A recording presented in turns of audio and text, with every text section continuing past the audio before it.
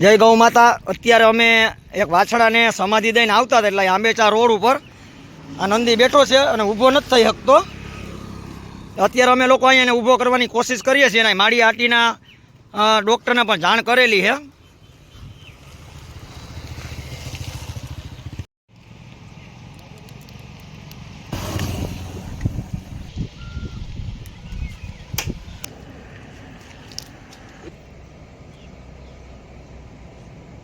આના પ્રોબ્લેમ વિશાલભાઈ ઈ છે કે અમે માગણી રાખી ને તો એક કાયકા બે છે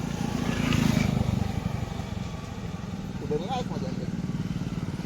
અટાણે માળી આટીના પ્રાથમિક સારવાર અપાવેલી છે અને હવે વધુ સારવાર માટે જય દ્વારકાધીશ ગૌ સેવા હોસ્પિટલમાં જાણ કરેલી છે, એટલે એ લોકો આગળ ગાડી લઈને આવે અને આને વધુ સારવાર માટે આ નંદીને અહીંયા લઈ જાય।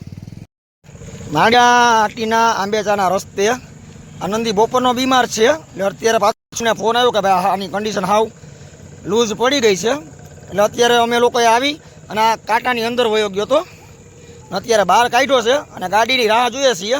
ગાડી આવે એટલે આને વધુ સારવાર માટે મોકલીએ।